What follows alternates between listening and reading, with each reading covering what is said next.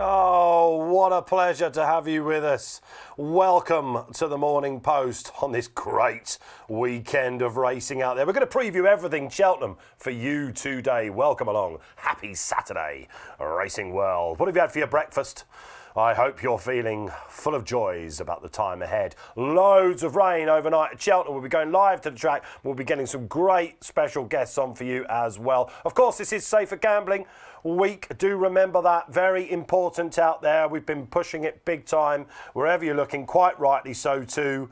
All the usuals, guys. Don't chase your losses. Just have some fun with it, especially at this time, perhaps when the jump season is still somewhat in its infancy. We'll be going down to Cheltenham, not Ireland, for the Irish Angle, because DJ David Jennings is going to tell us everything about this wonderful Navan meeting that kicks off today. 2 days, of course, and what might be coming up all over the place. It's quite overwhelming, isn't it? Novices everywhere. Right, talking about overwhelming, the panellists are with me, and they've been putting me through my paces since we came in and did our little warm-up. It is the editors, shall we say that?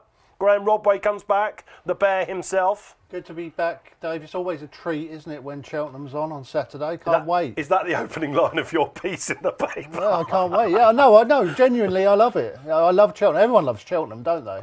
That is his opening piece, Keith Melrose, isn't it? He sits there typing stuff out, stream of consciousness, and I just heard it. It's like that Two Ronnie sketch, where there's two guys in opposite phone booths. I was saying something, and then he was going, "Love Cheltenham on a Saturday, always a treat." Great to see you, and it's your debut here, the Quizmaster. Yes. I haven't said that in the studio for ages, and I'm thrilled to have you back. I've already stumped you, haven't I? We've gone back history about the Paddy Power winners. They used to be called Thomas Pink, the Maccas, and all that sort of stuff. You're asking me about 20-year-old races, and you got me. Not winners this time. You got me on what McCoy Road instead. Yes, indeed. What McCoy Road instead round is one I might not do quite as well on as some others. But you've got your time, and you're putting us in our place. It's great to see you've dressed up for our for this occasion. Right, okay. What's coming up in the next hour? That's what you're asking, basically, isn't it? Well, it's, if you're used to the show, you'll be used to this sort of roundup. But we've got 2 William Hill ambassadors coming on as well. I'm about to open up the trading floor for you as well. Sam Twiston Davies joins us. He's at Cheltenham for 3 rides today. And then we'll be looking at the newspaper roundup here at the Racing Post. If you've not got your members club or your digital edition, that's going to tempt you in. This is the day of days to get it. Barry Geraghty joins us on the line as well. Loads of Cheltenham nostalgia, but also what Barry thinks of the big plays this week. We'll be doing a Cheltenham preview Saturday and Sunday in between the Irish Angle anti-post race. That's going to be the Cold Gold Cup for you, the old Hennessy, call it what you like, and those all-important weekend naps. Now let's go up to William Hill HQ, shall we? He was a great debutant on the show last week. It's the top trader there, Jamie McBride. Morning, Dave. Keep it short, keep it sweet, Jamie. We talk about your charisma pouring through the channel. Of course, you've got extra places to give people this week, haven't you? I mean, you've probably seen loads of liquidity on the markets have been open since Monday. Yeah. The headline probably is the 5 places in the Paddy Power, the extra places. And like you said, there's been loads of rain at Cheltenham, and with loads of contested early pace on paper, you might not need more than a finisher to pick up some each-way money. Trepidation everywhere. And Jamie's nap later on, by the way, is not at Cheltenham, so stick by for that. We'll be boosting those, though, Jamie, won't we? We're still going to boost the prices on the naps later on for everyone. Yes, yep. Some have shortened more than others in the last few hours, but yeah, there'll still be some good enhancements on those naps. All right, okay. You feeling good about your naps? Very confident, Dave. Yeah, very confident. I mean, you've got that horrible air of confidence about you, actually, which is. But I'm going to shoot you down because I know what it is. This is you love this weekend, like everyone does. Yeah, it's my nap's a rare hurdler this weekend. Obviously, chasing's my normal game, but yeah, and we'll get to why. But yeah, naps over hurdles today. All right, you've got another angle in this season, haven't you? Always. Great. Always. We'll be going live to the track as well. James Stevens is getting ready for us, but not before we go and speak to our first ambassador. Now, he was on the show a couple of weeks ago at Ascot, and he kicked home one of Sam Thomas's in the bumper in great style. I'm thrilled to say that Sam Twiston Davies is waiting in the wings. Sam, a good morning to you on this brilliant day. Good morning. Yeah, nice to be back on again. Yeah, great to see you. 3 rides today, man. And, it's been going well. We've already said that. You're not a newcomer to this show. Let's escape all that, basically. I'm just going to come to the panellists before we go to Sam. Now, there's a question on everyone's lips today. I don't know if anyone's seen the 135, but there are two Nigel Twiston Davies trained horses running in this brilliant novice chase. And yet Sam doesn't ride it, Keith. Yeah, well, I wrote the analysis for this, and yeah, it's Sam's riding for Di Walters instead of his dad, and it's the question we wanted to ask is sort of why, really? Sam, what on earth is going on? I mean, you're on the Fav. Good Risk at All's got a great chance. But what's Dad saying about this? Yeah, it's a tricky conversation that was had anyway. I'll start by saying an incredibly spoilt position to be able to choose to be choosing between three horses in a listed novice chase at Cheltenham, and also a bit of a headache, if I'm honest, because somebody's going to go home in a bad mood. But end of the day, when you look through all of their form, and I just kind of thought Good Risk at All could be the one going forward that could end up being quite special. So it was a tricky one, and they're all lovely horses, but yeah, it was one that took a lot of debating. Of course, it was a sparkling debut over fences for him. But look, you rode We've All Been Caught, who came up against a worldie in Flooring Porter. Yes, he may be getting on in years, but he's won 2 Stayers hurdles. So look, that's good form. You've given him the elbow. You didn't ride Broadway Boy. That was Nico de Boinville. There goes Sam. We'll get him back on the camera. He rode Broadway Boy when he won at the April meeting at Cheltenham. I would be interested in talking about Broadway Boy because he looks like the sort of horse that's still got some learning and development. His Worcester form's worked out. Mufasa went and act up next time. What's going on, Sam? Why have you deserted him as well? I quite liked him today. I like Broadway Boy.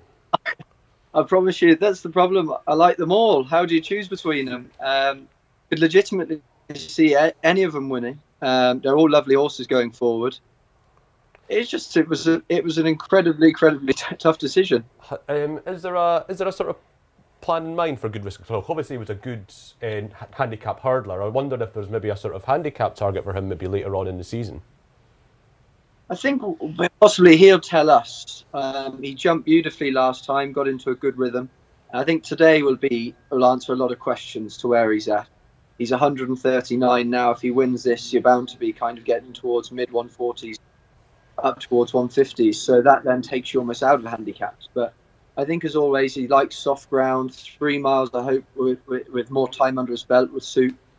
There's just a lot of positives, but hopefully now he can go and get the job done. All right, well, let's wish you a clean round there, Sam, and hopefully a 1 next to your name. You'll be hoping for that 1 next to your name in a race that you've won twice, of course. It's the Paddy Power Gold Cup coming up next, and perhaps one of the most fascinating horses running anywhere this weekend is the Real Whacker. Now, history is against you, man. All right, not since 1965 has the race been won by a horse. God, Quizmaster, think of the name while I'm doing this, has carried 12 stone or more in this race. But yet here he is. When was this the plan? Has it always been the plan? After, of course, he came up so well and denied Jerry Colomb at the festival. Yeah, I believe so. I was very lucky. He was a spare last year in the Dipper, so that's how I ended up on him. And then ever since then, I've just kind of taken Paddy Neville's word, and he's been a genius all the way through, and obviously ending up winning the Brown Advisory. So when Paddy said he wanted to start his season here rather than going to the Colin Parker up at Carlisle, agreed, nodded my head, went had a sit on him. He felt in fantastic nick. So been looking forward to it. And if he is going to be a Gold Cup contender, then you'd hope he'd be going very close in this. I mean, I bet you're looking forward to it. He must be an absolute joy to ride that horse. Oh, great fun, yeah. And incredibly well measured at his fences. I think obviously the question is you're dropping back from 3 to 2.5, but I think when you're as efficient as he is over his fences, it does give you that little bit of help as well. We're going to preview that in its entirety for you later on, viewers watching this, while we've got Sam on the line. 2 really fancied runners. I must admit, on the Racing Post app, I had to scroll down a little bit in the last, Sam. 50 to 1, I think, with Hills in a minute, for Miss Applejack, Charlie Longsdon, the Ludlow winner in the bumper. Yeah, I've watched her videos. Thought she put up a very brave performance last time. She quick and clear, looking like she was going to win, just before getting pegged back by 2 others. But end of the day, it's one of those. You can't win it if you're not in it. So we'll go give it our best and see how we go. Right, brilliant stuff. Okay, Sam, listen, thanks for joining us. I can see you've only just got up at your bed. At least you made it for us, man. The room looks tidy. It's all good. As ever, William Hill Ambassador, Sam Twiston Davies. Good luck today, Sam. I think a great chance of a double. If not a treble, you never know, man. Thank you very much. Yeah, we'll do our best, and have a great day all. Awesome stuff. He's a good talker, isn't he? I mean, we say it every time. It's good fun, isn't he? Yeah, great. Yeah, great to hear from Sam. On his decision to take the ride on Good Risk at All. What is he doing, Dave? Surely we've all been caught wins that, doesn't he? Well, you think he wins that? You like Broadway Boy? Yeah, I mean, I can see that we've all been caught. Broadway Boy got a more sort of intensive ride last time. He was ridden with a little more intent than we've all been caught. But he's the sort of horse that looks like he's 5, he's going the right way, he's quite stoutly bred. I see him in, maybe marathons in the spring. So he's the sort of horse that's going to appeal to me a little bit. Summer jumper, he is. Yeah, the We've All Been Caught jockey booking you've talked about, because they've got Harry Skelton to ride him. Yeah. Did you just say Broadway Boy's a summer jumper? Yeah, summer jumper. Yeah. Well, he handles good ground. Yeah. Okay, all right, that's Flooring Porter form. Right, okay, we're moving on in the show. Let's go with some pace, shall we? Great to hear from Sam. You can get involved. Jamie, let us know, will you, as the show's going on, whether you're seeing support for the Real Whacker or indeed Good Risk at All. Good Risk at All is one I'm particularly interested in. Has any of that seen any movement so far, Jamie McBride? Yeah, in the last 48 hours, certainly Good Risk at All has. I think you could have backed him at 9-2, 5-1 after the depths on Thursday. So he has been really well backed down to about 2-1, but that's plateaued now.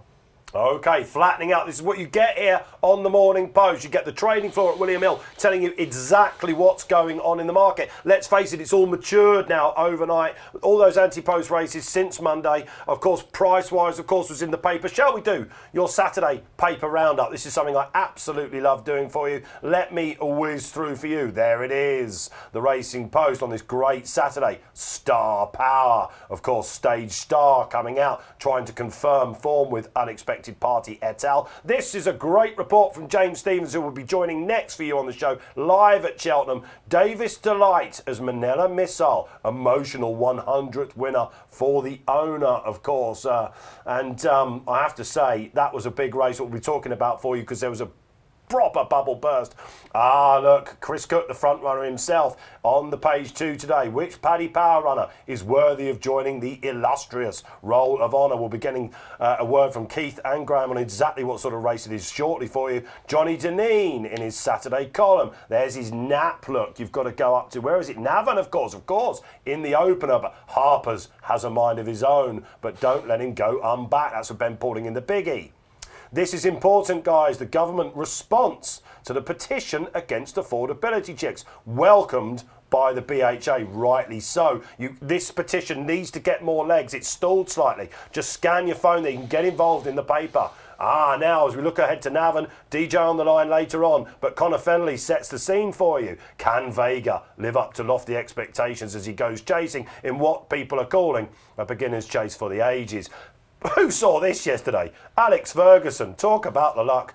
And he landed the 1 million trophy at Bahrain with the Richard Fahey-trained Spirit Dancer. 16-1 shot. Great to see Alex Ferguson doing interviews with the racing world over there this week. And the Saturday jury, Rupert Bell et al. All the way down to our very own Watsy. Stevens even got in on the app there. Go and have a look for the expert view. And of course, if you want to do that digitally, his opening mark could be miles too low. Who is Paul Keeley talking about with 5 selections in his Sizzlers? All you need to do is become part of the members section. Go to the app, read it all. It's there for you.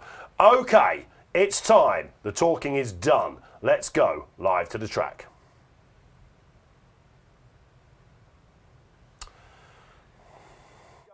Just the one for you, because it's all about Cheltenham on the Morning Post this Saturday. And yes, he's back. He's a regular on the show now. It's West Country Racing Post correspondent James Steve-O Stevens on the line. Steve-O, this is quite literally your HQ. Set the scene. How much rain have we had? Yeah, good morning, Dave. It's been a bit of a wet and miserable night here in Cheltenham. About 5 mil of rain, which is less than John Cullen told me he was expecting yesterday. But it has turned the ground soft. I actually walked the track on Thursday, and it did seem a bit soft in patches there. So we're soft all over, and it's going to be a bit of a miserable day with showers all day. So it could worsen. So I think you're looking for soft ground, and perhaps come tomorrow, even Twiston with showers to come this afternoon. Yeah, I was going to ask you about tomorrow, Steve-O. You absolutely love the game, don't you? For those of you that are getting to know James out there on the Morning Post, and you see him, of course, doing his West Country correspondent naps, of course. He lives in Cheltenham. He went to college there. This is basically one of the meetings of your lifetime, James, isn't it? We kick off at 12:35 with what's traditionally quite a decent juvenile race. I imagine the ex-French, or the French, I should say, Melantino, is going to love those conditions. What do you like away from the biggies today, James, now that you know what the ground is doing? Yeah, interesting you say that, and thanks for the live story there as well, Dave. Appreciate that. Melantino for me was probably the nap of the day. It's a very short price, but it's rare you come to a meeting like this and see the form looks good, because the horse that beat it is the Stallion now. So that's really, really interesting. A bit of a disappointing day for the West Country, to be perfectly honest, yesterday.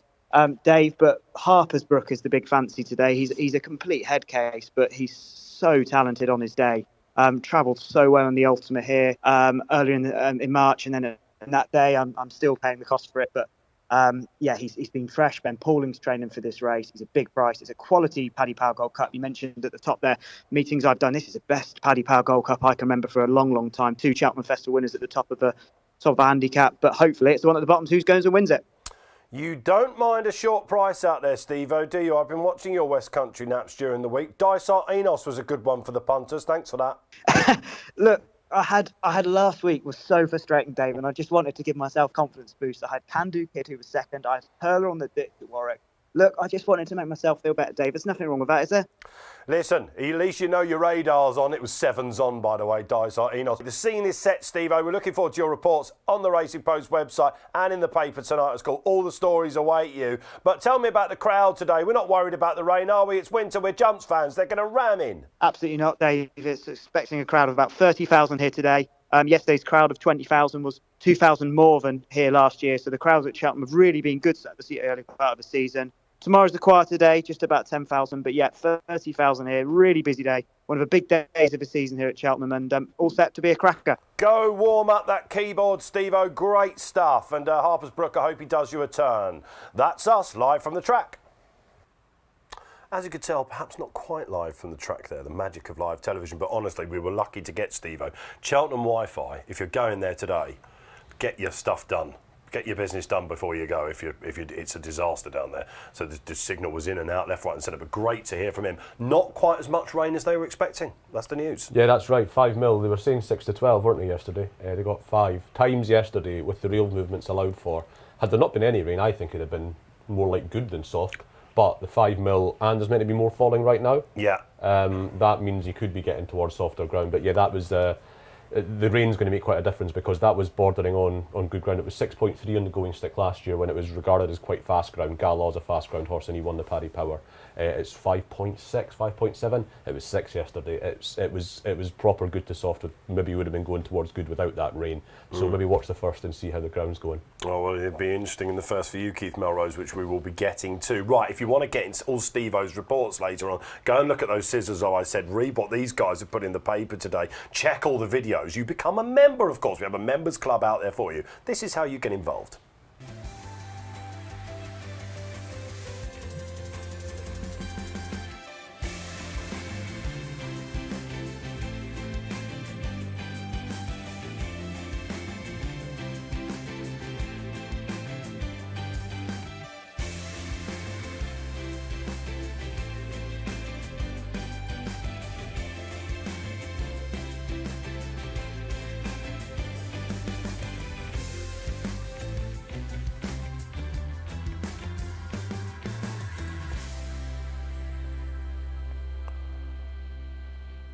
Subscribe today. That's how you get involved in these big meetings. It is so important.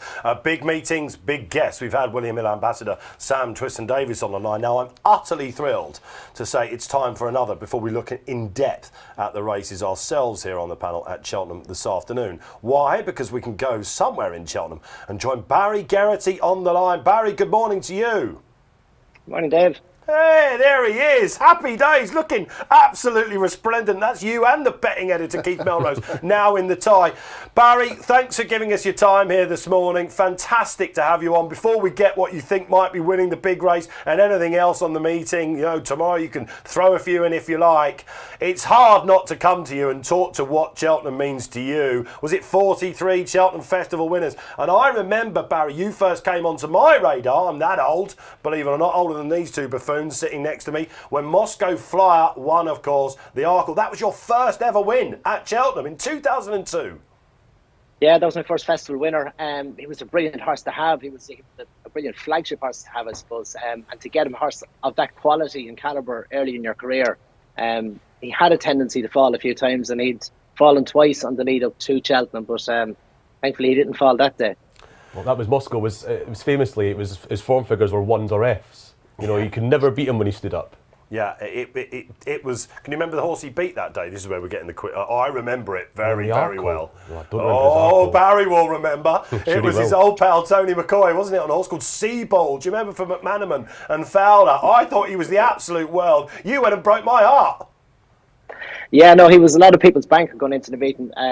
But no, he was a good horse, but just the level of form Moscow had. He was competing with Isterbrack.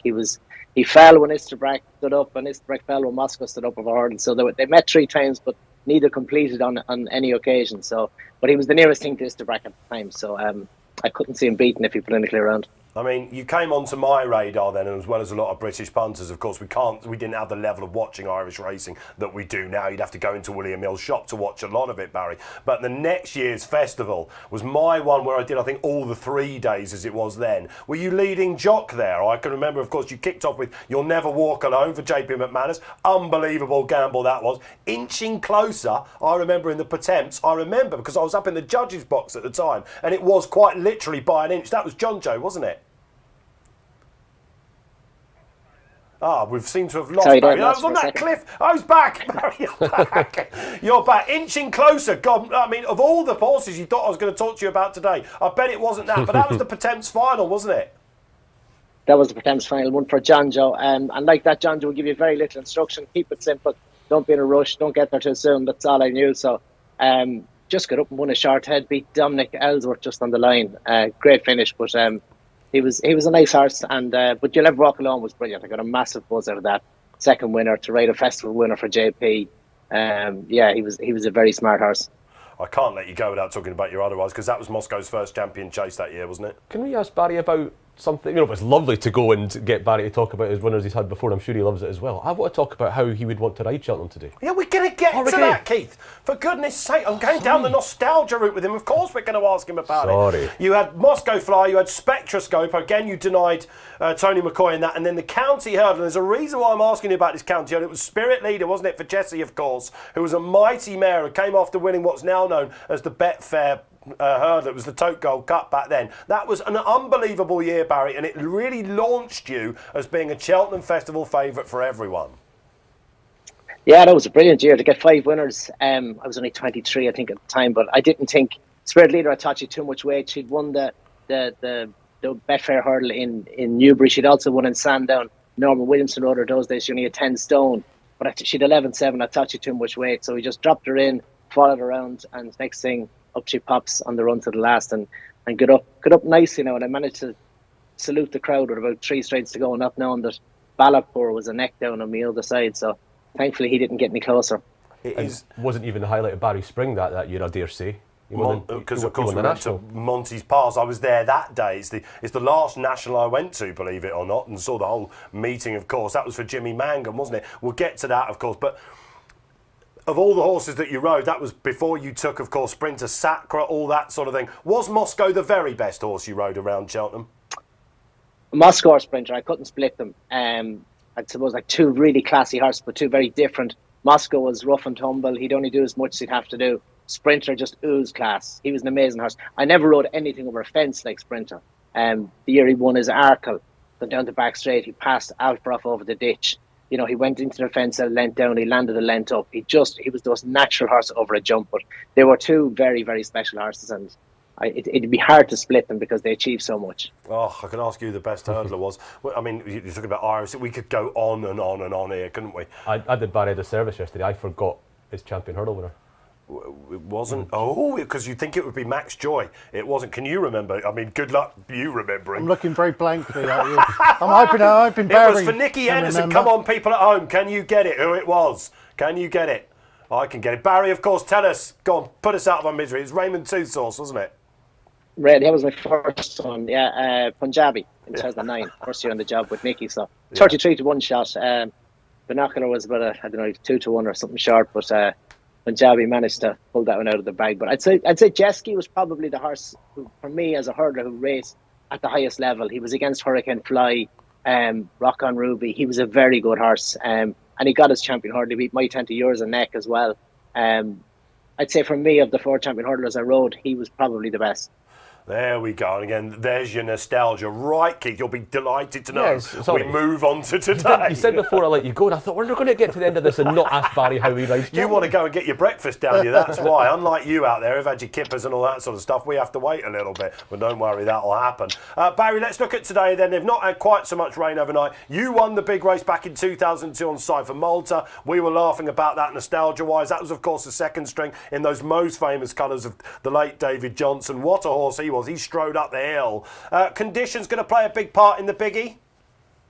Yeah, they will, naturally. And the feel I got from the lads, you know, you'd often go wide in Cheltenham for better ground. So this ground was raced on for the October meet. So it is used ground. And it was the same ground yesterday, so that's used again.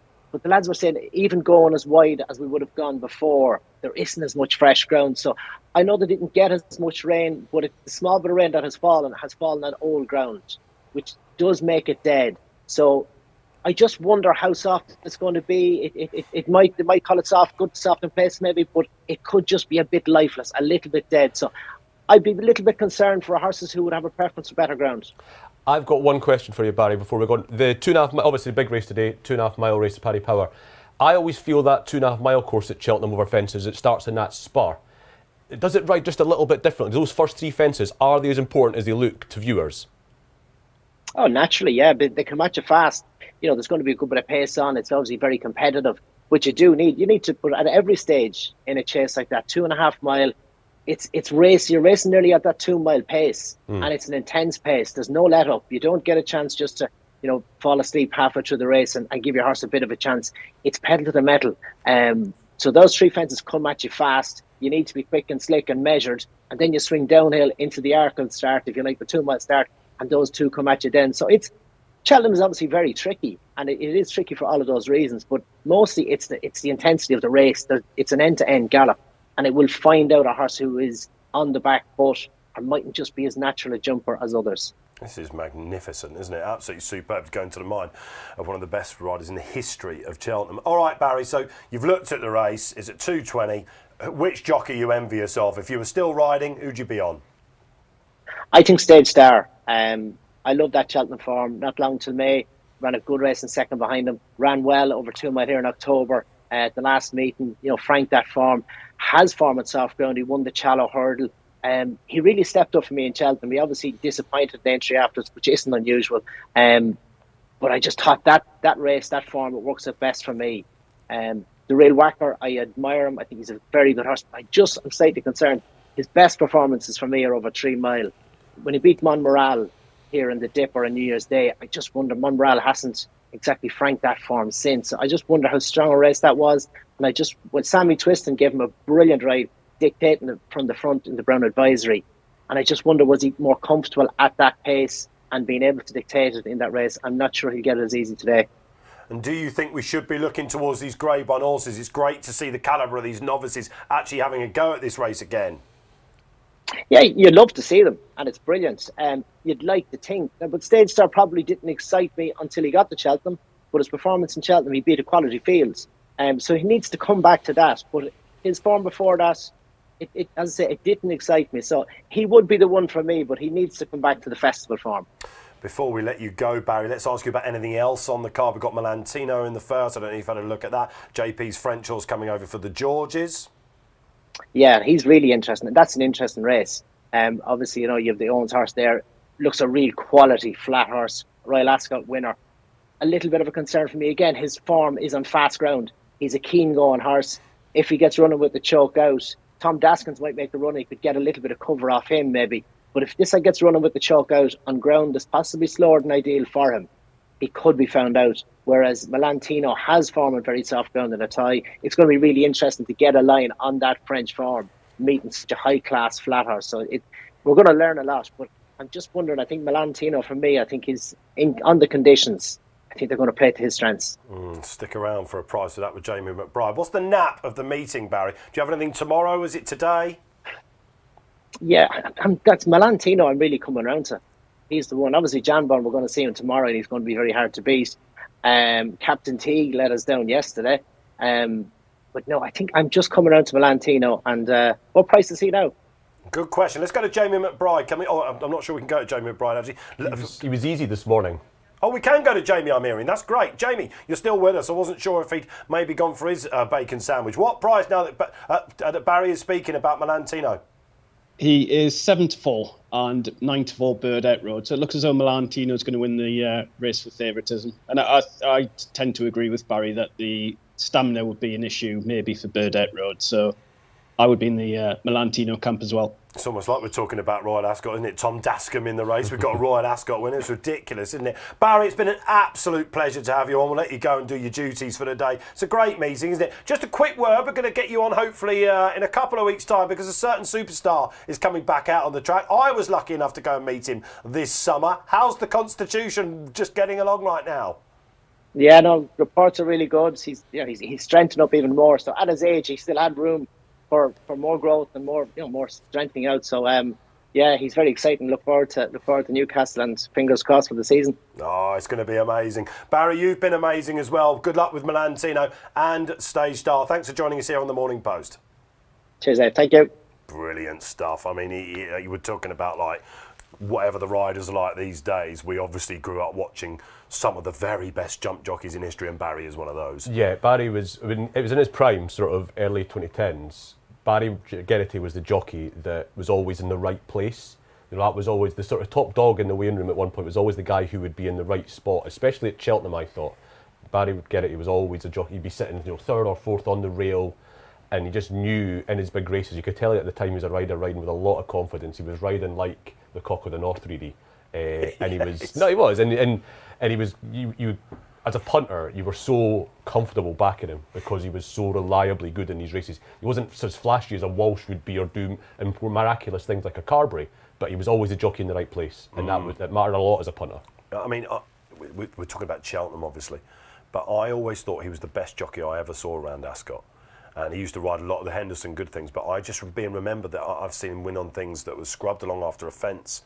At Ascot, he was absolutely magical, G. Yeah, I suppose Nicky Henderson had a lot of winners at Ascot, doesn't he? So Barry, obviously, interesting, really, because he's had so many different retainers, hasn't he? He had the Henderson one, Jesse Harrington was where he started, obviously he ended up his career with McManus.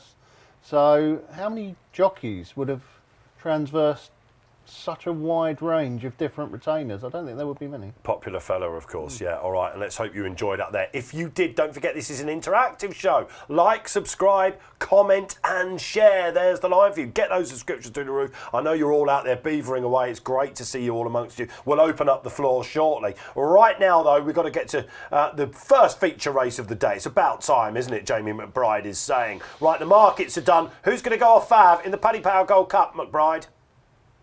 It looks as though Stage Star is going to go off Fab. We're currently 9-2, Stage Star 5, Unexpected Party, and 6 Not Long Till May. So it looks as though Stage Star is the one shortening up at the moment. Stage Star it is then for Barry Geraghty and this insufferable man next to me. I mean, you can tell you've been out with the tipping team last night having a little bit of a knees up because you look absolutely as pale as your hair. You've hardly said a word, but now's your time to shine. Yeah, well, I just look at this race and I just think this horse is better than the rest. You know, sometimes you look at a race, you think, none of these are any good, are they, apart from Stage Star and the Real Whacker? The rest of them are just no good. So concentrate like Barry was doing on the Great. I mean, you sat there like the cat that had the cream when he said that. You were like, I could see you doing what it all. did you say to me last night when I told you that Stage Star was going to win? You said no chance, you're going to finish last. You didn't say that, Barry, did you? You said you could. I don't fancy it one Why bit. don't you fancy it? Because What's it not to like? dictated fractions in that marsh. Everyone knows it did. There was only 2 horses to take out of that. Maybe not long till May, of course, who comes back into this. Because I think we haven't really seen the best of him yet. He came back with a good run over the 2 miles, which we'll see. But Unexpected Party was the eye-catcher in that race for me. 100%. Tom Siegel, of course, price-wise, has put that up in the Racing Post today. I 9-2 now on the skinny side. Well, but he was popular last night, just before Price-wise went live. Even before Price-wise went up, he was starting to get backed. Unexpected Party. He's a very talented horse. He's one that's let me down a couple of times. So I'm not backing him. That's what people think about him. Viewers will agree. Over hurdles, do you remember? I think once he came to Cheltenham, did he? He was so impressive at Ascot. Talked about it last night. We backed it. We were really keen on him 2 years ago at this meeting, and he got beat. He got set quite a bit to do, and just got beat. And since then, he's a horse that he looked like he was getting lined up for like the Grand Annual or something last year. I don't know if he had a little bit of an interrupted season last year. Well, here's the question with him before we sign off on Stage Star and get Keith's selection. The reason now is quite clear why they weren't running him in a handicap at the festival. And I've seen your piece in the paper today. All the recent winners had handicap form. It's because they think he's a stronger horse now. They wanted him to get that experience. I couldn't believe they rode him so cold in the marsh. Yeah, well, I did tip Unexpected Party in the Weekender earlier in the week, but he was a much bigger price than Dave. When I was looking at the race, then I thought at double the price of Stage Star, Unexpected Party's the bet. But at the same price as Stage Star? Still? He was very flattered, Stage Star, and that we saw what happened at The only thing I Aintree. was going to ask Barry is, he talked about how he talked about the pace they go in these 2.5 mile races, and then said he wanted to be on Stage Star, and I thought the two of them maybe didn't go, because Harry Cobden's going to have to go hammer and tongs. He gave him a great ride in the marsh. Great ride. Yeah, but this isn't going to be a problem for a bona fide Grade 1 horse going a handicap pace up front with Real Whacker. It's not going to bother him. I mean, go back and watch the race that he won where he beat that All Right Gino. You can get an easy He lead went through that day. race like a Grade 1 horse, I admit. He jumps did. well. There's absolutely no. He was on the bridle off 12 stone up the running that day. I think you're on the wrong Nichols Nichols horse. I think Il Radoto could be the best one of Paul's. He's a right favourite Stage Star, isn't he? Yeah, it's the right favourite. Do you like him in this then? Is this the No, best? I think he's the right favourite. I'm not backing him at 9-2 or 4-1. You were nodding when I said any time till May or whatever it's called. Not long till May. Well, Not yeah. long till May. Matter of time until she's having big winners. I put up her other horse in the race, whose name I forget now, because I've not thought about him for a week. I saw her comments during the week to the Racing Post. It sounds like Whistle in the Dark's just out for a run, to be honest. He's there as a travelling companion as much as anything else. This is not long till May's Day, so I'm fairly interested in that horse. She quietly campaigned him at little tracks like Musselburgh all the way through. Yeah. That doesn't mean to say that he's not. She just placed him well. I think she's a great trainer. She's a great trainer. All the professionals think she's the next big How many breakthrough winners she trainer. trained at Cheltenham? Well, that's not besides the point. It doesn't matter. I mean, how many had Patrick Neville trained before the Real Whacker went and did it? Yeah, but that shouldn't have won, should it? Talking about Real Whacker, the other thing I want to mention about this generally when I wrote this analysis is that the challenge that Stage Star and the Real Whacker face relative to what you used to get. The Real Whacker's got a higher mark than Denman carried in his first Hennessy, 162. The novices get rated higher, and I did the analysis on the thing, and if you do the sort of trend over the last 15 years, on average these young horses are carrying £4 more relative to the older horses than they were 15 years ago. It's not an awful lot, but it could make a difference in a race like this. Stage Star and the Real Whacker don't have the sort of leeway that Imperial Commander that Denman had going back years to win this race. Is there a roughie in the race before we get your standout selection? Torn and Frayed I thought was interesting. When it's a race as competitive as this, I struggle to come down on one. I think the bet in the race is each way on Fugitive. Oh, you love this horse, and he's a complete thief, is Fugitive. A wee bit, but all week I thought that until last night, and I looked last night and thought, you know what? So few of these are genuinely well handicapped. Fugitive is going to run a race. He's going to be in that first 5, which is the enhanced each way terms. You're going to get first 5. He's going to be in there. They'll have got him fit for this race. He's the horse that's got all the handicap form. I always overlook the Happy Divas. I always overlook the Cool Codies. But they've got a brilliant record in the Paddy Power. You expect these young horses to always win the Paddy Power, the progressive horses to win the most competitive handicaps. Doesn't work out like that. There's a lot of Cool Codies and a lot of Happy Divas, a lot of John Spirits. And I think Fugitif is that horse. Look, he's got, is it blinkers or cheek pieces? He's got new headgear today. He needs them. He needs both. Richard Hobson gave very positive comments before the race today, but he neglected to mention that the horse throws his head in the air when he gets a chance to win. He might do it again. He's not going to do that, is he? I can tell you what, right, if Fugitif beats Sage Star, then Nichol's going to be crying into his cup of tea tonight down at Ditchett. I mean, Fugitif's a decent handicapper, but Stage Star's got real pretensions to be a proper Grade 1 horse. Didn't you and I both think before last year's Melling Chase that Fugitif was worth a go in it as a Grade 1? Yeah, I like him. I mean, he's a solid handicapper. Because he's the sort, I agree, that he could run well in a Grade 1 race, couldn't he? But Fugitif the thief. It's that resolute. Fugitif is a thief, and he loves it. He loves a thief. He loves stealing money from these bookmakers. My place bet's going to cop. The win bet might not. He might throw his head in the air again, but my place bet's going to cop. Fugitif the thief for Keith. Okay, all right. Keith, the thief, Fugitif. Where are we going with that? All right, let's open up the floor and really get the pace going now in the Morning Post. Welcome along if you're just getting involved with the show.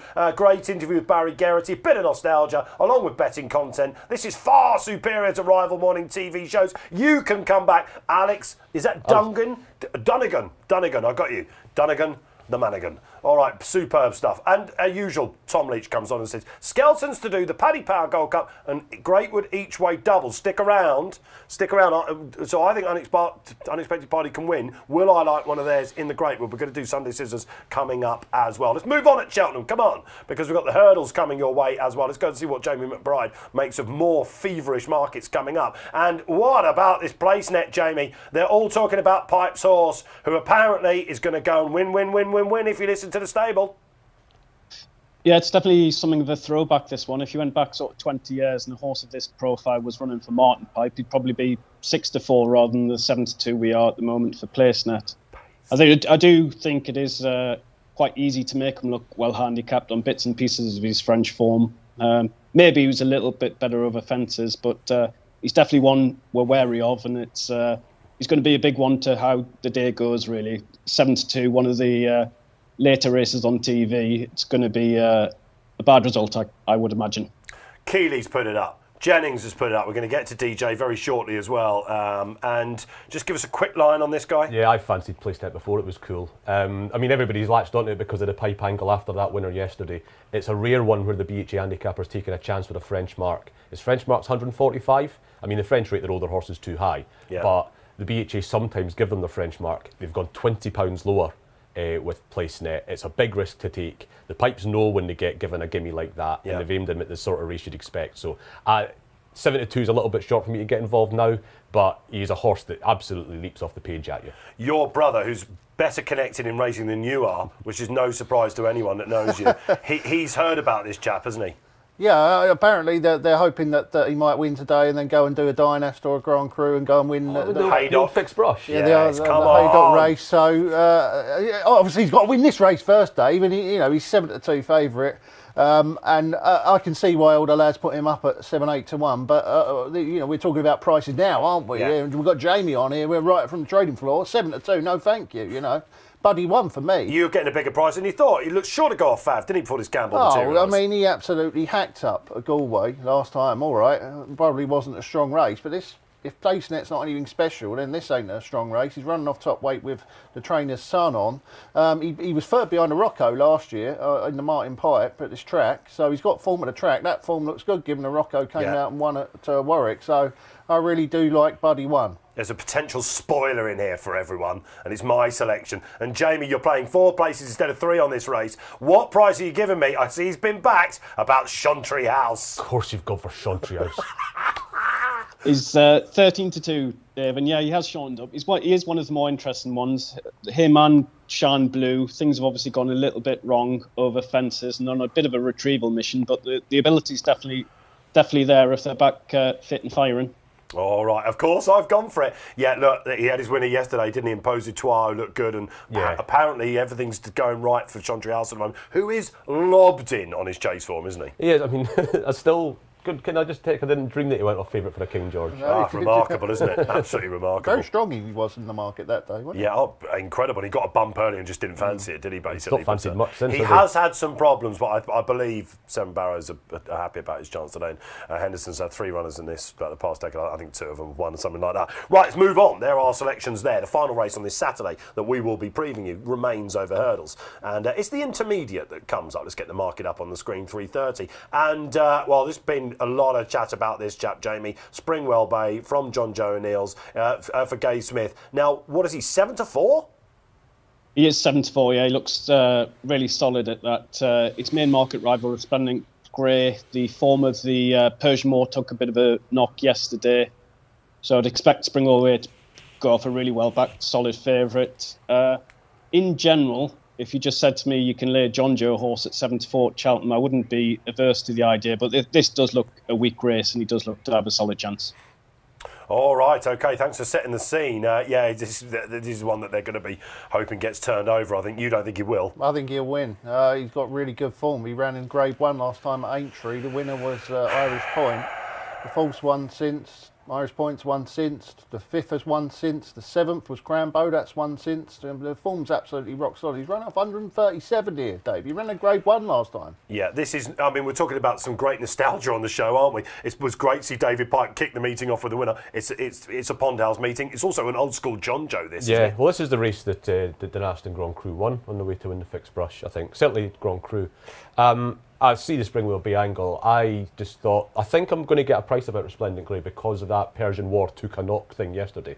The thing is, Resplendent Grey shaped like miles the second best horse in that race. Tanked through it, got tired, nearly got caught for second. But nothing else was living to Captain Teague. And he gets to run this of 127. It's for the horse he looked in the Persian War. 127 is a very generous marking.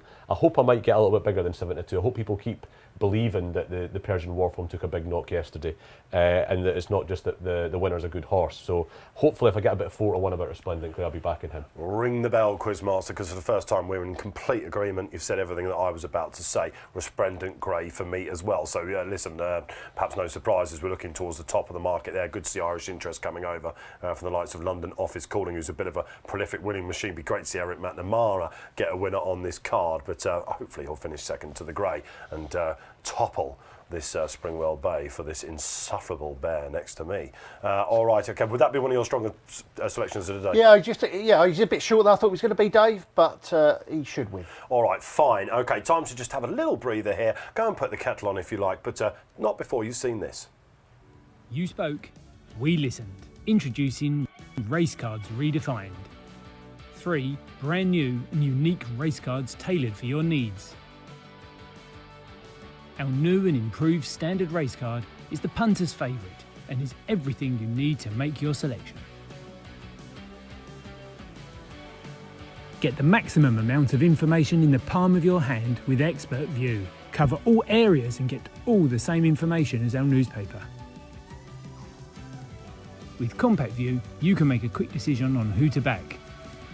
View more runners and more odds on one race. Which race card will you choose?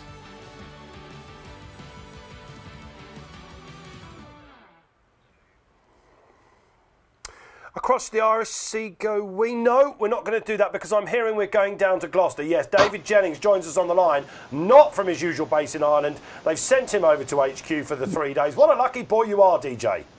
I feel ashamed of myself, Dave. I have to say, it's the biggest weekend in the history of Navan, and I'm in Cheltenham. I'm a Navan boy myself, and I'm not there for the inaugural Navan Racing Festival. I'm over in Cheltenham. You have to go where the money is paid, Dave, and I'm paid to work for the Racing Post. They've sent me to Cheltenham, which is great, obviously. But I am missing the Navan Racing Festival. What a 2 days it's going to be at Proudstown Park. I hear it's been a bit of fun down there so far, DJ. You watch yourself down there. You've got 2 young kids, man. Now, talk to us about this meeting. When did it come about? I suppose we kick off at 11:50. It just looks like, where do we look? Stellar horses everywhere. Absolutely. So what they've done at Navan is they put there was a couple of meetings between November and December, and they basically put them together to put like the really good races back to back today. Obviously, we've got the Fortria and the Lismullen, and then tomorrow you've got the Troytown Chase, which is the feature of the season at Navan, and of course is dominated by a certain Mr. G. Elliott. who's got 15 of the 22 runners. So, yeah, the chances are he's probably going to win it. But unbelievably, even though he's 15 of the 22 runners, I don't think he'll win it. And my strongest fancy of the whole weekend runs in that very race, and he's not trained by Gordon Elliott. It's Noel Meade, isn't it? I mean, the whole world is rooting for Noel Meade, I think. Let's just concentrate on this a little bit, DJ. I mean, if alarm bells aren't ringing now, it's nothing to do with Gordon. He's just playing the game, isn't he? He had 17 entries. Was it 15 or how many entries did he have at the 5 days? 17 of 24, and now it's turned into 15 of 22. Yeah, it's not good, Dave. Look, it's not good. No matter what way you dress it up, no matter what way you look at it, you can say there's different owners, obviously, but it's not good to have 15 of 22 horses trained by the same trainer. It is, though, a race like Gordon targets 2 meetings specifically early on in the season, and I would say away from Cheltenham, the 2 most important weekends for Gordon Elliott are Down Royal, where what a weekend he had at Down Royal on the Friday and Saturday. 11 of the 14 races he won, and then these 2 days at Navan are massive for Gordon. He knows, he's worked it out. Everybody has worked it out. Once the Punchestown Morgiana meeting comes at Punchestown, that's when Willie begins to take over into Leopardstown at Christmas, into the Dublin Racing Festival. Gordon knows to make his money, to get the prize money, to get his Grade 1 wins, get his graded wins, he needs to be hitting the ground running very fast early on in the season. He targets Down Royal, he targets Navan, and he's going to have another terrific weekend, Dave. Yeah, I mean, we're not quite a Morgiana weekend. They've moved it, haven't they? It was traditionally this weekend as well. I mean, you just couldn't, on that Sunday, which comes up tomorrow, of course, you didn't know where you were looking, did you? Willie's horses are now coming up. We've got Stellar Story in the first. It's been whacked today. Who are you most looking forward to seeing? We've not even said anything about Facile Vega yet. Yeah, absolutely. All the talk is about Facile Vega in the beginner's chase, but I can't wait to see in the pocket against Facile Vega.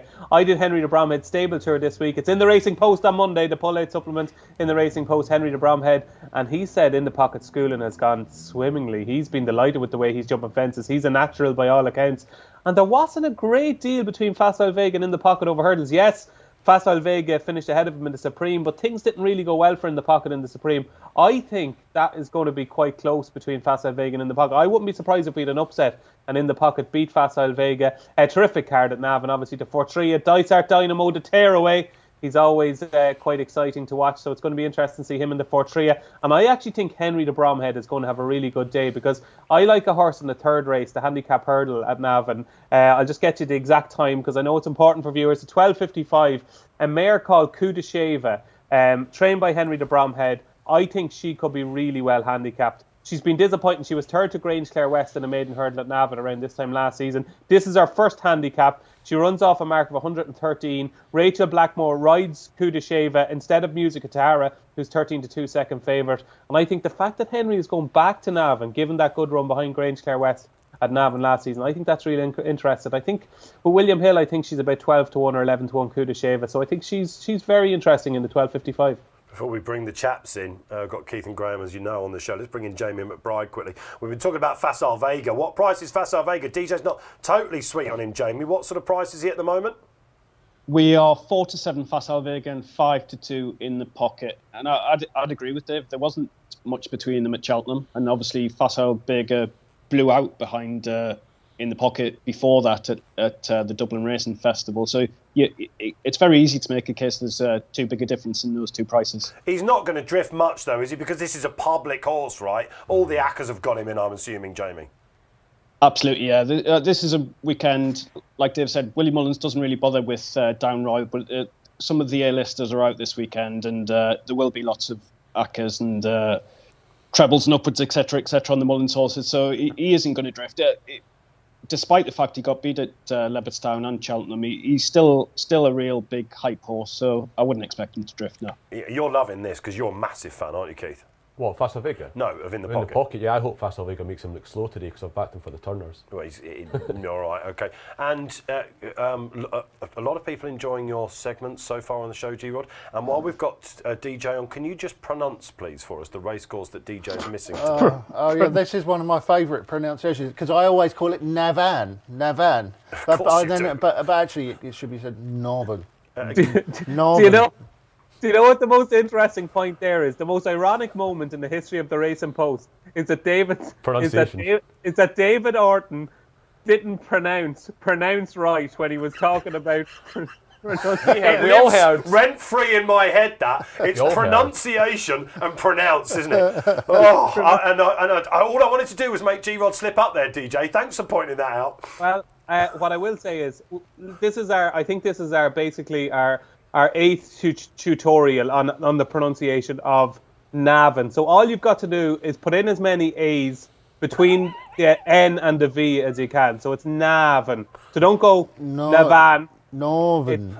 Navan. As a rule, if it's an Irish pronunciation, put the stress on the first syllable as a rule of thumb. Let's all do it at home together. 1, 2, 3. Navan. Navan. Oh, that's what you get here on the Morning Post, DJ. You've been an absolute star again. Give us one at Cheltenham. Don't give us that pipe horse. Give us something else. Okay, my banker of the weekend is obviously the Devil's Coachman in the Triton, but I like one in the Novices Handicap Chase at Cheltenham tomorrow. Es Perfecto, I think, could be chucked in off his hurdles mark for Alan King. He's a horse that finished second in the Brave Man's Game a couple of years ago over hurdles. I think he's going to make a smashing chaser. He's had problems, but I think you're only going to see the best of him now. So Es Perfecto for Alan King, and Brendan Powell, an interesting jockey booking in the Novice Handicap Chase at Cheltenham tomorrow. Absolutely superb stuff, DJ. This is where we bid you farewell on the Irish Angle. Now, I've seen the cast list down there at Cheltenham. I'm going to WhatsApp you, all right, on Sunday evening to make sure you've got on that flight. Yeah, I know. God, I need reminding. I might stay till Tuesday. Thanks, DJ. Brilliant stuff. If you're at the track today, the great man will be there along with others from the Racing Post. That was good fun, wasn't it? Perfecto then, and keep pronunciating that. All right, great stuff. Shall we move on to Sunday? Jamie McBride, that was really good from you as well. Jumping in there, Fassar Vega, all the novices as well. See, Stella Story's been smashed off the boards out there as well. It's just one of those days, isn't it, where people have been waiting for their favourite horses to come out, and now the markets are maturing, and it's Sunday we go to, and we kick off. Keith Melrose, can't wait for this. It's the 3 mile 3 mile of attrition. Yep, really wide open race. Cloudy Glen's been the best back. It's probably from when we started betting on these races on Monday, on these half dozen or so Cheltenham races, I think Cloudy Glen was actually the best back from all the races. He was 14 to 1 on Mondays.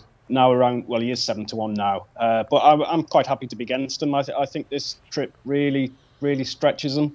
I think when he won the Hennessy, he was really running on fumes late on, and I prefer him at around the 3 mile rather than these sort of marathon trips. So I think he's one we're happy to be against. Okay, all right. Happy to be against. Now, and I'm going to come straight to you because this could be the road to the Ida, couldn't it, starting here? Welsh Nationals and all that sort of way. It's the road to something else. That's the thing, this race. It's always the road to something else. It's Premier Handicap, but it's rarely, for the big horses that run in it, it's rarely like a final, cup final for them. Even then, top weight's 142, I think Cloudy Glen's rated. So, it's not actually as big as you would think of a Grade 3 handicap. It can often be the horse that's sort of readiest. And if it keeps raining, it's going to be a bit of an elimination race, survival of the hardiest. Who's going to come out on top then? Well, that's why I think the each way bet in the race is Bangers and Cash. He tries like hell, this horse. Goes out in front, tries like hell. And I'm not sure it's that much stronger a race than the ones he was winning at Taunton in the spring there. Brent Pauling, he won the Southern National in this day last year. He gets his horse Slip Away. With Slip Away. He's initially Slip Away, isn't he? So, but Bangers and Cash is a horse that, just because of his attitude really, and the fact that this isn't actually that much stronger a race than the ones he's been showing that really good attitude in. I think, I saw a price of 18 to 1 there, which is bigger than I backed that last night, unfortunately. He's an each way bet for me. Okay, all right. City Chief is a horse that a lot of you have been waiting to come out, seeing what they thought he might go for the Gold Cup, that sort of thing, which we'll be looking at, by the way, in our anti-post pick. Don't leave the show yet. We're going to give you a selection each in that. He will be there or thereabouts, I think. I don't think this is a strong race. He's got a massive weight to carry, hasn't he? But who do you like? Yeah, I like City Chief. I think this could be his day. Nicky Henderson is a bit more forward at this time of year than he often is. He said that himself. The wet autumn's obviously helped him. He's got them on the grass a little bit earlier. He had the winner of the last on Friday, didn't he? The Imposed Trois was very impressive. Yeah. And like he said, a lot of these are going to have other targets. I like Henderson first time up. He always has them bang right. This one's a lightly raced improver in the race. So City Chief. Okay, all right. I thought Rose of Arcadia might go well. She had a pretty hard race, didn't she? When we were at Ascot, I seem to remember when that was going on. Was that Champions Day? I think it was, wasn't it, when she won that race? Anyway, Can't remember. Anyway, she's got a loyal fan club. Good luck with whatever you're playing then tomorrow at 2:20. The Sunday Sizzlers continue. Let's have a look at the Shloer chase. I got the pronunciation of that right, DJ, didn't I?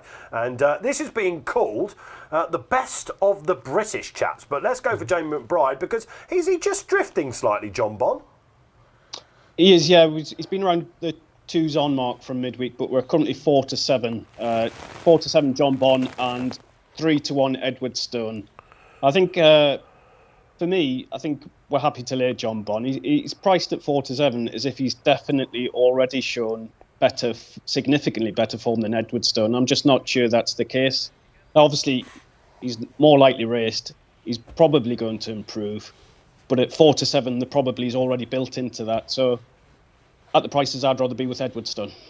So Jamie McBride giving you 4-7 then as it speaks. Do you think he's going to drift even further? Again, I think he's a bit like Facile Vega. I think he's a bit of a public horse, John Bon. I think he'll be popular, especially if McManus keeps banging him in.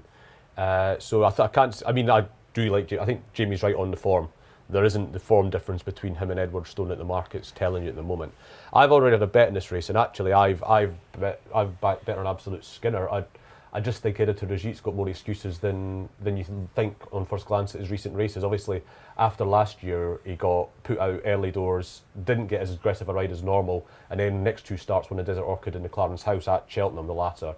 He got taken on in the Champion Chase. He was over the top for the Celebration Chase, and then he ran in the Haldon Gold Cup last week and looked like a horse. It was similar to his first run out last year. It was a sort of, this is him getting fit. Yes. So he's basically had 3, he's a Grade 1 winner, has had excuses on the 3 starts since, and he's 12-1.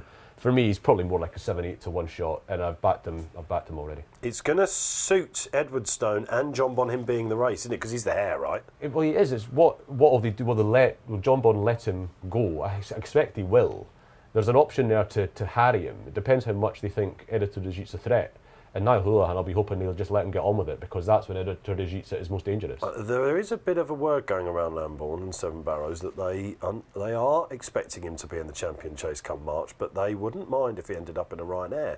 He is quite an attacking 2-miler, I think. John Bon has always looked like a horse that might step up, benefit from going up and trip. I think what it might actually be with John Bon, I think he's a 2-miler that needs bouncing out. He's got a long stride. It's not a very fast stride. He doesn't suit these races where you crawl and quicken. And he's probably, I think he might be a 2-miler that needs bouncing out. OK, G, let's bring you in. Of course, Edwardstone could be a little bit keen. Nube Negra going for a hat-trick in this race. It was, of course, Edwardstone was supposed to line up in the race last year. The ground was deemed too quick and he had a skin round, didn't he, Nube Negra? A lot of people love Nube Negra. You know, this is his race. Which one do you expect to come out on top? He's getting on a bit, Edwardstone, isn't he? That would be my concern. He had an absolute peak year, didn't he, last year, when he won the Tingle Creek superbly. Yes. And then he was arguably unlucky, wasn't he, when behind Editor Rajit, when Editor Rajit got that easy lead. That could happen again. There's a chance that could happen. He's a dangerous horse given 5 lengths. But the division, let's talk about that, viewers out there, almost wants John Bon to win, right? Because it's ding-ding round 2 in the division. This is like what we were saying about Nichols. I mean, if Henderson, if they go back to Seven Barrows on Sunday night and John Bon hasn't won, you're going to be crying into his tea, because these horses, Edwardstone, Nube Negra won't like the ground if it's soft. I mean, that can't win if it's soft ground. Although it goes really well fresh. The others are all right, aren't they? He doesn't run in the Tingle Creek after this, John Bon. John Bon? He'll presumably go Desert Orchid. Doesn't he? He might. He's very mustered around Sandown, isn't he? Very Henderson, that. But listen. This is not a very... McManus is changing, maybe Henderson can as well. Well, this is, like I've already said, this is not a Henderson-style year. I mean, he is further forward this year at this time than he usually is, and as a result we're seeing a lot of his big guns come out earlier than they will, and maybe we might just get to see more of his stars, Keith. Maybe he might just run them this year rather than keeping them all under wraps. Let's see Constitution. I want Constitution Hill to go and take on Philemon over a toy. Come on, let's get it done. Well, listen, who knows? The dreams are still alive. Jamie, just want to bring you in quickly here. Let's go, because we're about to go to our anti-post pick after the Greatwood. The Champion Chase, El Fabiolo, no Energamine, we don't think, sadly. That, of course, saw John Bon, who was roughly around about 6-7-1 with you guys, wasn't it? All of a sudden, it looks like a bit of a match. If John Bon comes through this as expected by many people tomorrow and win, does that have any ripples at all? I can't imagine he's going to shorten too much. But just going back to the plans for John Bon, I did hear an interview with Nicky Henderson this week where he said the Tingle Creek would be the plan. It took quick racing well last year. He ran it obviously Cheltenham, Aintree and Sandown. So he doesn't think the 21 days to the Tingle Creek's going to be the problem. So I do think that is the plan. And we're 5-4. He wins tomorrow and the Tingle Creek. And then going back to the champion chase, I can't really see him shortening too much. We're currently evens El Fabiola and 4-1 John Bon. Obviously, it's hard to say without knowing the style of his victory, but I can't imagine him shortening too much. Well, you heard it here first, Jamie McBride. You've got to come back on this show, let me tell you. They'll all be getting the knives out for that one, I imagine. Right, we've got to move on. The 3 o'clock, look, and it's going to be a fabulous race, that despite the fact that there's a small field lining up, best of the British in the Shloer. But it's the Greatwood coming up. Again, for a lot of people, this is the race and a meeting. Shock horror, a lot of you will be saying, including Melrose next to me, but this is a great hurdle for the ages. Barry Geraghty never managed to win this, actually. He won pretty much every other hurdle around Cheltenham. I wonder which he one would ride. What does the market is suggesting will be going off favourite? And again, here we are, ding ding, Groundhog Day. We got another gamble from Paul Byrne coming over. This time, Jamie McBride, for Willie Mullins. Yeah, we touched on this last week that one of them, whatever Mullins decided to run this, would be a big market mover, and only a matter of time certainly has been. We're now 7-2. I think we were 10-1 about this time last week, but there was much bigger about elsewhere. So it wouldn't be the end of the world for our anti-post figures if it did go and win. I mean, it's a really good race. I mean, it's a bit disappointing that, and it's a wider problem, that we can't get anything above 140 running in it, and the dearth of decent 2-mile hurdlers over here in the UK. But as far as 0 to 140s go, it is a cracking race where you can make cases for nearly everything. The case for only a matter of time's pretty easy. Could just improve masses for joining Willie Mullins. He's only lightly raced. On the debit side, you can say he's never run against this quality of opposition, and he did look quirky when he ran out the last day. So on balance at 7-2, if you're not on at the fancy prices, you'd rather look to oppose them, I imagine. Like I say, it's easy to make cases for a few of them, but I would just put forward Son and Gino, who wouldn't mind it if the rain does arrive. Paul Nicholls' last 2 winners in the race have been ridden by Harry Durham as a conditional and Harry Cobden as a conditional. He's got Freddie Gingell riding. So I'd give him an each way squeak. All right, OK. I'm going to go to the panel now. Thanks for that, Jamie. Sonagino is your selection, isn't it? Yeah, it's similar idea to Jamie's. I thought he shaped really well, actually, at Chepstow. Just got tired. And before that, he'd caught the eye coming from the back at Aintree. So he's got form in these big handicap hurdles. Won't mind it if it gets testing. And Freddie Gingell's £5 claim is essentially £5. What do we do with this favourite, G? Well, it depends on whether you think he would have won last time, doesn't it? Do you think he would have won last time? He was coming with a run down the outside. I thought maybe he was in trouble, and then suddenly the afterburners kicked on, and then he ran out, and he touched... It's Corbett's cross again. 2.52 in running he touched, so what's that, about 40% he would have won? 60% he wouldn't? If he'd have won, would he be shorter? Would he be the same price? What do you think, Jamie? He was coming here with a win by his name. Would he be a shorter price here, or do you think we would have him in about the same? I think you could make a case he would arguably be a bit bigger, because he would have had maybe a few extra pounds. But I honestly I think it probably doesn't make much difference. I think the big thing about him being 7-2 is purely the switch of trainer. Yes. I think that's much more important than the actual form he's shown so far. Horses like this are priced up on vibes, aren't they? They're not priced up on form. It could be very well named, of course. It's only a matter of time. Get it ready. But is it a positive that Willie Mullins takes him over? We haven't really got time for this. Sorry, but when was the last time Willie Mullins trained a winner at Cheltenham in November? It was October meeting he had one last year, wasn't it? No, at Cheltenham in November. When was the last time he had a winner at this Well, you meeting? obviously know the answer to this. Of course I know the answer. It was Uncle Junior in 2012. So you're going back 11 years. Was that cross-country? Yeah, it would have been, yeah. You're going back 11 years. He's not enough to smoke, but he had to go to the cross-country. Actually, well, no, this is Willie. Let's not muck about. He can win pretty much anything, even if he can't Paul do it. Paul Townend's not bothered coming, has he? Who? Paul Townend. He's in Navan, isn't he? He's over at unlike DJ, he's shown his true colours. You know? So, anyway, I can't have it. I mean, Sonagino for me, but the two You lads, like Sonagino as well? Yeah, 2 lads were already... I thought you were going to go for Nemean Lion. What's the worry about him? I thought it was your horse. I like Nemean Lion, but he's got a lot of weight, hasn't he? Yeah.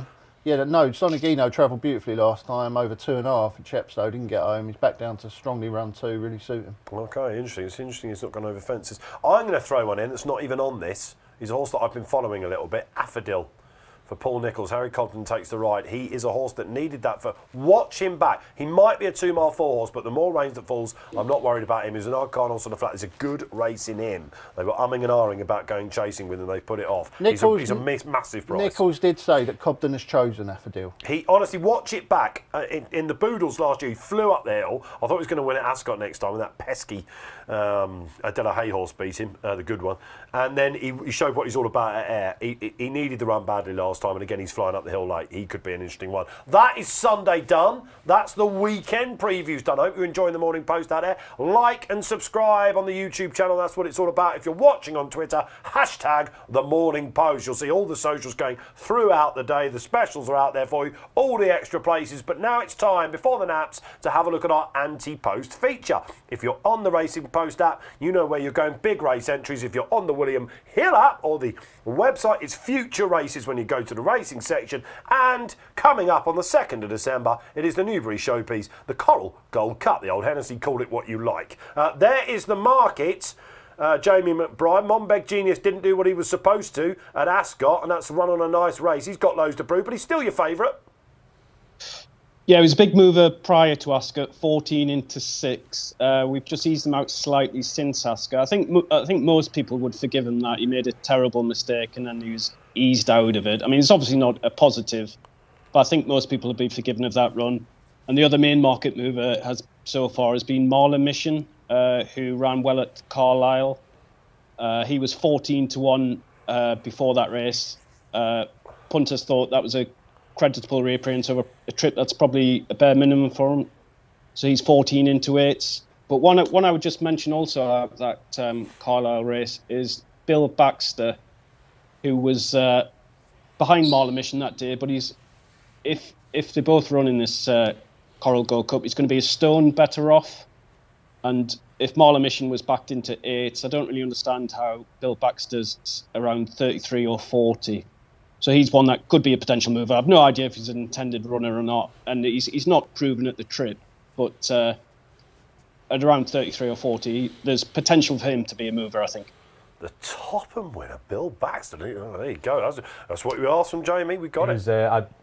Cypher Malta came up earlier. Do you know that before Bill Baxter, the last novice to win the Topham was Cypher Malta? Oh, good blimey. An amazing horse. Of course, we were talking to Barry Geraghty early on. If you missed that, you'll be able to see all the clips out that you can see on the William Hill website or indeed on our socials a little bit later on. We're getting to the business end of the show. If it rains, I can see why Complete Unknown is fancied by the Nicholls team. I wonder whether Ahoy Senor might bounce back, in this. Is he running? I think it is the plan. That'd be great to watch. He's a horse that's terrible first time out. Oh yeah, he's run like a drain first time out a couple of times now. I don't know what price he is for the Gold Cup now. He's still the sort of horse that he's about 33 to the Gold Cup in the autumn, and he was sort of tempted me there because he's such a massive talent. But God, I can't do it to myself. I'm 37 now. I can't be doing it to myself and backing a horse like that. You seem like you're 57 sometimes with your knowledge. Now, tell me your knowledge of this. Well, Monbeg Genius was on my radar. I actually was going to write him up nicely in the big jump off, but then Seagull told me he was putting him up for the Coral Gold Cup, so I left him out and let Seagull have the floor there. I can forgive Ascot, as Jamie said. I can forgive Ascot readily, but I'm no more likely to back him at 7-8 to 1 as a result of it. The one I think's the bet in the moment is Stumptown, who should have won the Kim Muir last year. He's 16s. And I think he's the better race. Interesting. He was a massive talking horse going into Cheltenham. Yeah. Well, he'd won at Sandown on his ear, hadn't he? And went off very short. 7-2, I think he went off for the Kim Muir. Probably would have won it with a slightly more all-action ride. And he's been whacked again because I think Martin Greenwood just tries to get the Irish horses beat when they come over. Now he just puts an extra 5 on because he doesn't like getting shown up like that. It's a great meeting, isn't it? It's one of the great races still, isn't it? I think it might be my favourite race. What, over the Eider? Yeah. God, blimey. Better horses in the disappointing, isn't it? Better horses in the Eider. I love the Eider. Hang on a minute. Kitty's like, let's not go there. What's going to win this? I like Marla Mission. Yeah. Thought he had a nice prep for this. Like 4 miler Jamie form. said, yeah. Would he have won that? No. Probably not. Yeah. But he was nevertheless running a huge race, wasn't he? He was, he'd gone real fast, and it was just I thought it was a bit eye-catching first time out Carlisle. Nice prep. John McConnell. For this. What's happened to the winner of that Carlisle, Thunder Rock? He's a horse on my radar this year. Good question. Don't know. But that's one that you maybe can answer out there. All right. we're nearly at the end of this Saturday's The Morning Post. It's been great fun. It's honestly, Twiston Davies, brilliant. Big chance of a double. Good risk at all. You can obviously, from the horse's mouth, really fancies it. Of course, the real whacker, we wish him there. Wasn't it great to get Mr. Geraghty on? He was absolutely superb, pro as ever. It's amazing these jocks, how they remember everything. It's incredible. Well, how could you not? If I was about Brampor in the races and that. If I was, you wouldn't forget being among 20 horses at Cheltenham. I don't think it's not an experience you're likely to. And he told us how to ride the courses, of course, didn't he? So you get that as well. That's what you want to hear from somebody with that experience. I couldn't let him go and not ask him about riding that chase course. Well, we can't let you go without asking for the naps. And Jamie McBride, as last week, I would like you to take the floor. These are all boosted, right, Jamie, as well. 4 naps, our strongest coming up. We're all going over the jumps, apart from your good self. Yep, I've gone with Willem Twee in the listed sprint at Lingfield. Now, when I put this forward last night, I certainly didn't expect him to be around the 9-4 mark. He was the reason I wanted to have a bet was because I thought the favourite Mischief Magic was far too short. But now it seems Willem Twee's getting that way as well. So he's the nap, but I'll also give an honourable mention to Son and Gina. All right, nap and next best from Jamie as well. Jamie, these are all boosted. Let's get them up on the screen, producers, if you don't mind. There they are, as if by magic. They're coming up now. How do people get involved and how long do they stand up for? Are they live? They are live, yep. If you just go on the William Hill website, they're under our specials tab, so they should be pretty easy to find under the Morning Post specials. All right, great stuff. We actually had one go in last week as well, shock horror. Good risk at all it is for me, Sam Twiston Davies. Before we go down, does the panel think anyone can beat the great Constitution Hill from Dunners? I mean, he's not a horse you get beat, but he's a horse you want to see in interesting environments to see, because the horses can't beat him. It's can conditions test him. Not like Franco. We always wanted to see Franco go over a mile and a half. I want to see Constitution Hill do something a little bit exotic this year. That's why I wanted him over fences. It's not going to happen. There's not a horse that can beat him. Only conditions or circumstances can beat Constitution Hill. He's probably the best horse in Sprinter Sacre. Yeah, I think, okay, yeah. I mean, I have a slight worry about whether we're going to see the same horse that we saw last season. What, because of Aintree? Not because of Aintree. He'd obviously had a hard race going into Aintree, hadn't he? And he bounced to a certain extent. extent. Does he take a lot of racing, Constitution Hill? What's his Constitution like? How many of these really top-notch champion Henderson horses have kept going year after year after year? Exactly. Sprinter Sacre went missing for a couple of years and came back to a degree to win a second champion chase. But there's not many that are still going at 10. No, and that is my concern. Are we going to see don't get me wrong, I want to see Constitution Hill that we saw last season, but has he peaked already? Is he the Wayne Rooney of racing? He's peaked at 6. He's more like Maradona, man, than Rooney, as much as we love him. Don't go there. Dunners, that was good. All good, right. Good risk at all for me. That'll be boosted out. Sam Twiston Davies, you're going to win that. I know why he's decided that. Go on, you're going on the horse that's going to come last in the Paddy Power Gold Cup. Stage Star, yeah. Surely just makes all. All right, OK, that makes all this boosted as well. Now give us the case. Yeah, Milantino. So I've been jointly handicapping a toy this autumn and watching these 3-year-olds. Now, we have a lot of... I bet you'd love to be a fly on the wall when we have our chats about the levels between France and Ireland and Britain when it comes to the 3-year-olds. Where it exactly falls, I don't know, but there's no question that the French are further ahead. Milantino was 3rd in a Grade 2 on his second run over hurdles, and the 1st, 2nd, 4th and 5th finished 1st, 2nd, 3rd and 4th in the same order in a Grade 1 at a toy last week. The first 2 have been retired to stud. That tells you how forward the French get these 3-year-old hurdlers. So Milantino's coming across. His form over hurdles certainly is definitely better than the British and Irish. To what degree, we're fleshing that out in our very nerdy handicapping chats, but this horse is already Grade 2 standard. He's running in this race, and he's going to be at home under these conditions. Autumn ground, jumps track, whereas the flat horses, we're talking about Royal Ascot winners, it's very, very different test to Royal Ascot. So even though he's a horse coming from France, it's a home fixture, and he's got the best form, 7-4 is a big price. Probably just rocked up at his dad's yard and all, doesn't he, with the horse and just well, got him ready. That'll be exactly what's happened, isn't it? Yeah. Because he didn't run in that Grade 1 last week. The other 4 around him did, because he was coming for this. He still looked green last time at Autoy as well. He's going to love that hill. I absolutely love him. Barry Geraghty loves him as well. It's been fabulous. You've been fabulous, both of you. It pains me to say it, but I could do this all over again. Well done. The caff awaits us. Yeah, we're looking forward to some breakfast, aren't we, Dave? You coming, Quizmaster? Of course I am. Absolutely marvellous. Well, you've been marvellous as well, so the producers, everyone at William Hill. Jamie McBride, superb stuff. Are we seeing you next week, Jamie?